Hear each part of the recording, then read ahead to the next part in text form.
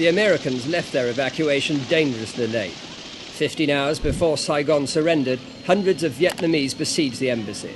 A large number had been promised a seat out, but many were left behind. The helicopters in Operation Frequent Wind were heading for the American evacuation fleet lying off the coast of South Vietnam. Cobra gunships of the US Marines were supposed to protect the embassy. Dawn on the last day, with signal flares on the rooftop helipad. A final battle was raging at Ton Son Nhut Airport on the edge of the capital. But although the advancing communists could see the American evacuation, they didn't interfere.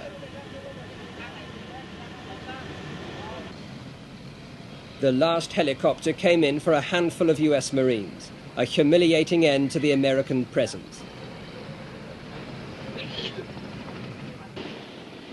1 mile away outside our hotel, the final disintegration of law and order was taking place. Groups of looters began straggling past with goods stolen from abandoned American quarters. We tried to show our neutrality, the fact that we were not Americans, by fixing a Union Jack to our hired car. Most Vietnamese were fully engaged in plunder.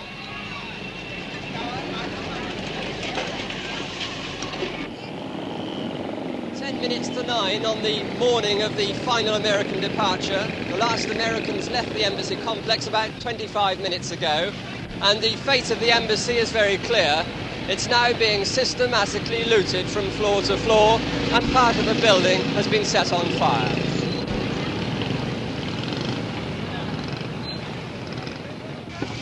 Soon the looters had swept through the intestines of the embassy, and the titbits which caught their fancy lay outside.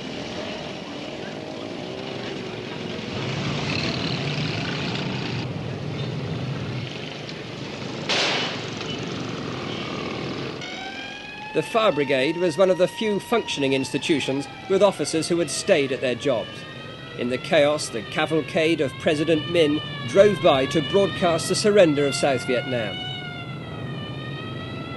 The frenzy of looting went on, as if Saigon's consumer-mad people were extracting their own brassy revenge from the Americans, safely steaming off in the evacuation fleet.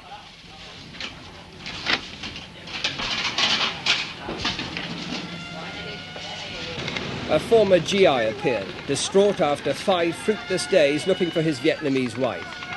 Last chopper's gone, I think. Well, is there any other way we can get the hell out of here? Maybe I can travel with you guys or something. We're staying down at the Caravel Hotel. There's some British correspondents Then you there. can do me a favor. But how come you missed the last chopper? I was at these people's house. It was curfew. You understand? Yeah. No. I've got tickets for the 2 kids. I've got some, papers for these people. They're Vietnamese? They're Vietnamese, but they're with me, and it means a lot to some other Vietnamese people back home. Can you do me a favor? If I can stay with you guys and get these 2 children with me? Yeah, sure. You've got some money for the hotel and so on? I'll get somebody. Sounds like an incoming rocket. We better get out. Okay. On Saigon's waterfront, people lost their common sense and swarmed on board ships, hoping to make the journey down a river that had already fallen under the control of the communists. Soldiers began to destroy or change their identity cards. In old Saigon, there was always someone to sell a boat ticket to nowhere or a new identity.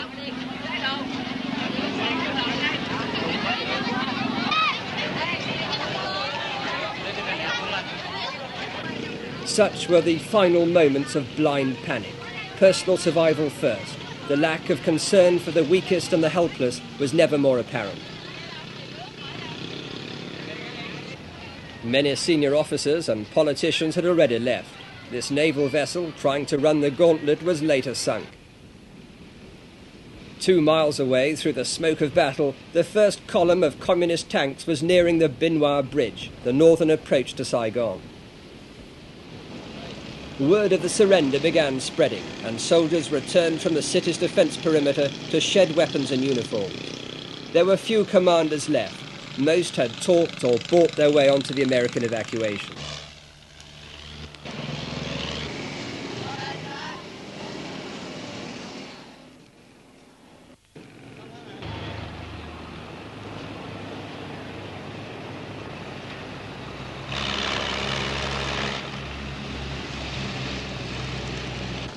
A handful of government tank crews and troops lingered at their positions, unaware of how fast the communists were advancing.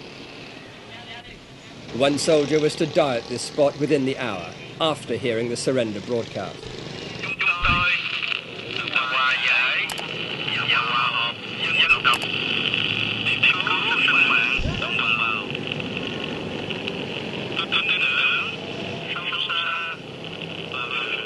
With the panache of a General Patton, the first North Vietnamese tank swept into Saigon. The men from the jungle had arrived. The last will and testament of Ho Chi Minh was being fulfilled. Though stricken with fear, the people of Saigon tried to react as if they all felt this was liberation.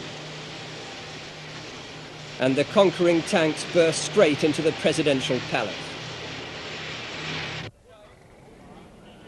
For the fourth time in a month, the presidential palace had new occupants, but these had come to stay. From start to finish, Operation Ho Chi Minh had lasted just 51 days.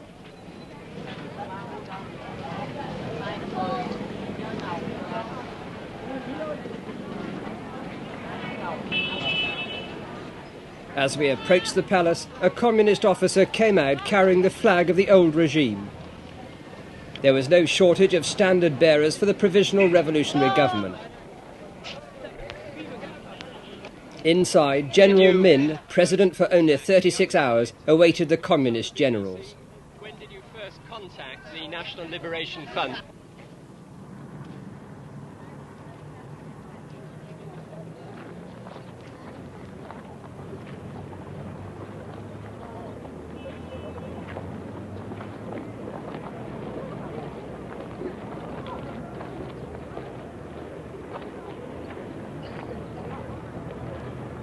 Stamping on the flag of the defeated army, the communist troops symbolically raised their own. It was time for President Min's farewell to the palace, a man who had no option but to surrender Saigon or risk its destruction.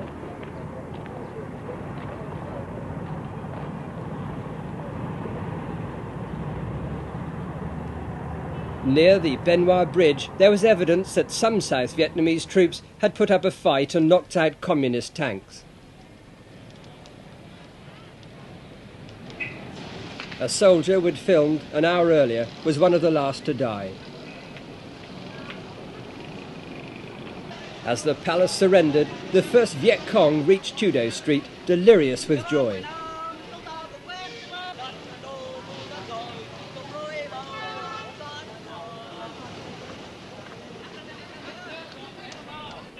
For the first time in 20 years, the face of Ho Chi Minh was on display. In the final moments of the war, some of the North Vietnamese tanks were destroyed, but such incidents scarcely delayed the communist effortless advance.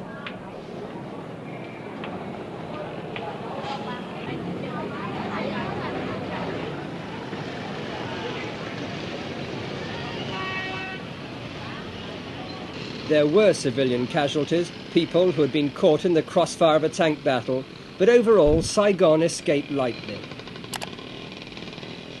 South Vietnamese attempts to block roads with lorries were a failure. These were simply brushed aside or set alight. By the end, South Vietnam's air superiority had disappeared. Any planes which lingered over Saigon were shot down by missiles.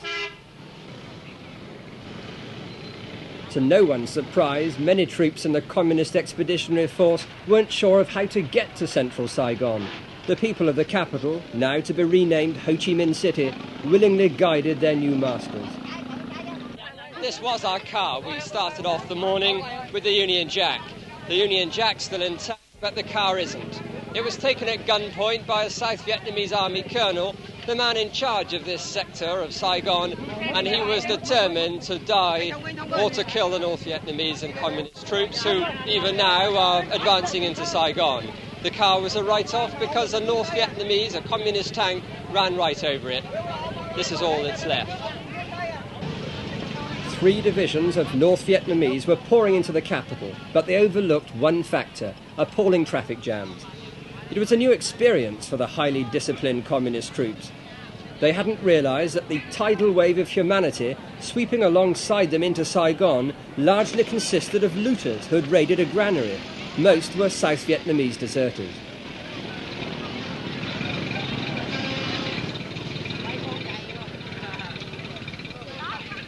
The defeated army did a striptease en masse, leaving their incriminating uniforms behind.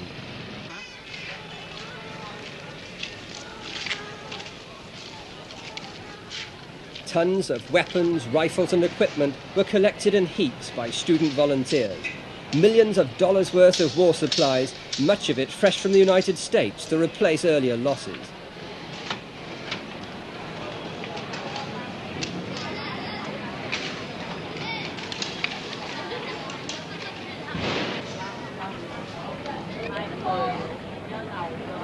The American policy of Vietnamization had been swept into the dustbin of history.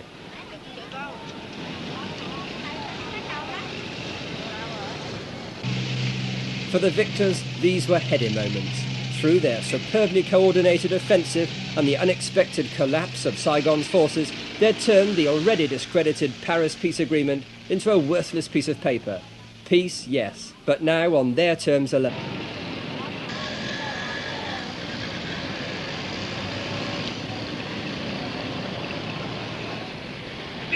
After the weeks of hysteria in Saigon about a possible bloodbath, it was heartening to see the Southerners trying to understand the conquering Northerners. Boy did meet girl. Generally, the troops were extraordinarily well-behaved and shy.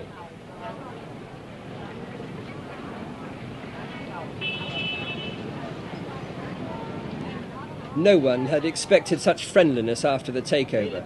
But then the measure of the communist victory was so complete that their forces and cadres could afford to be lenient.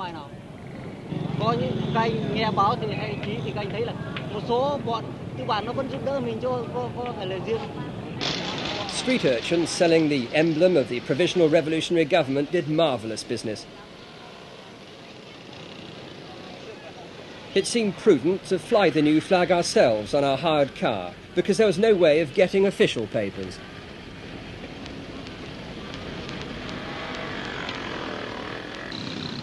On the main roads leading from the capital, there were huge traffic jams, too much for the student militia to handle.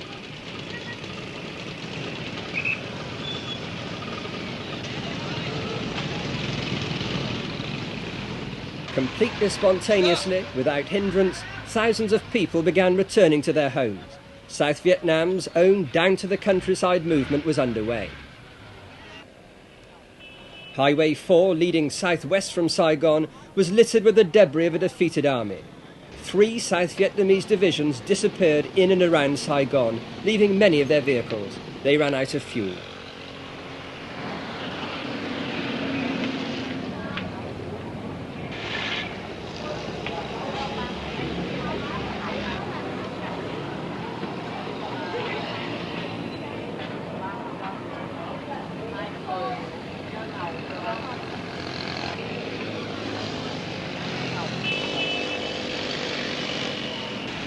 A whole regiment had jumped out of its boots and melted away, the soldiers returning to their villages. Hoa Binh, peace had come.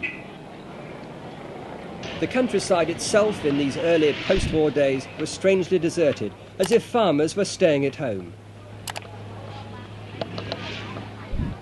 So great was the rush back to the Delta that Highway 4 was frequently blocked.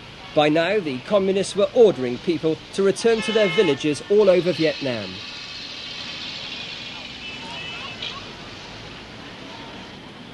Yet another North Vietnamese armoured unit found itself blocked by traffic, this time a long way from home in the middle of the Mekong Delta. Hanoi's arm was indeed long, but there was little fighting for the Delta. It fell into line as Saigon surrendered.